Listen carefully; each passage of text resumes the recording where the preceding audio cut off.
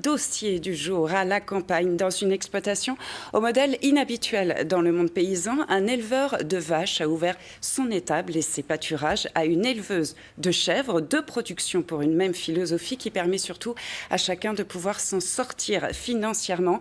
C'est la ferme des Hutten au Val-de-Villers que nous présentent Marie Heinemann et Philippe de Sampt. Entre plaine et montagne, Saint-Pierre-Bois dans le Val-de-Villers. Il est encore très tôt, mais à la ferme des Hutten, Lisiane est déjà à pied d'œuvre et démarre sa journée par la traite. Chacune des 55 chèvres est passée en revue, choyée, soignée s'il le faut, au miel. C'est des bagarreuses. C'est des chèvres qui ont vécu dans la montagne et voilà, elles ont un fort caractère, comme moi. Du lait tout juste tiré qui va en priorité au cabri. Ce matin-là, sur les 150 litres obtenus, une centaine est dévorée par les chevreaux.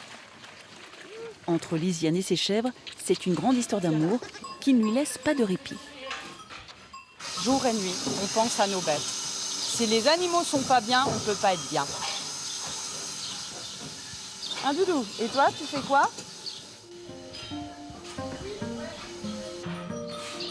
Dans la même étable, les chèvres cohabitent avec les vaches de Vincent Lollaire. En ce début de printemps, il faut refaire les enclos pour leur permettre de ressortir dans les prés. Car les vaches salers de Vincent ne mangent que de l'herbe, jamais de céréales. Les salers, c'est une race qui est quand même adaptée à nos sols acides de chez nous, de la vallée de Villers. Vincent a racheté la ferme en 2009 avec de gros emprunts sur le dos. À l'époque, il savait que Lisiane, de son côté, traversait des difficultés financières. Il lui propose alors de s'installer chez lui loue une partie du bâtiment et lui met à disposition des pâturages. Elle peut ainsi poursuivre son élevage sans les charges d'une propriété. Un arrangement gagnant-gagnant. C'est vrai que la charge financière de mon exploitation est quand même énorme. Installé hors cadre familial, j'ai racheté donc, le bâtiment, le cheptel, le matériel, c'est fou. Lisiane me permet d'avoir un loyer et de pouvoir voir l'avenir et faire d'autres projets aussi. On y va, les filles !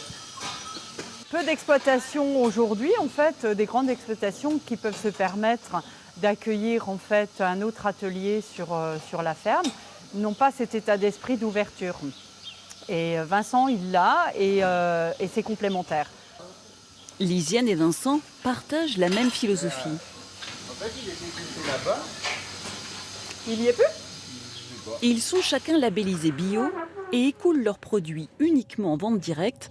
La viande pour Vincent, les fromages pour Lisiane.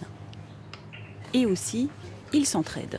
Vincent est toujours présent, est toujours là quand il le faut. Et donc moi, si je peux, j'apporte aussi un soutien par rapport aux animaux, une surveillance. C'est quand même un défi de s'entendre avec des personnes extérieures. Mais c'est important d'arriver à s'entendre, de s'écouter et de se comprendre, d'aller dans le même sens. Face au manque grandissant de surface foncière en Alsace, ce partage des locaux et des terres semble être une solution d'avenir. Lisiane et Vincent, eux, en sont convaincus. J'incite vraiment les jeunes paysans et les moins jeunes aujourd'hui de réfléchir sur ce concept parce qu'il va falloir être ingénieux aujourd'hui. Il va falloir modifier notre façon de travailler sur les fermes.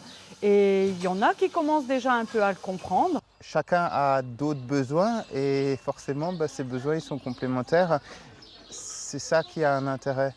Travailler ensemble, c'est vraiment le défi de la génération à venir. C'est le défi de notre génération, Alors que les vaches vont paître tranquillement dans les prés jusqu'à l'hiver prochain, les chèvres, elles, iront bientôt débroussailler des espaces plus escarpés.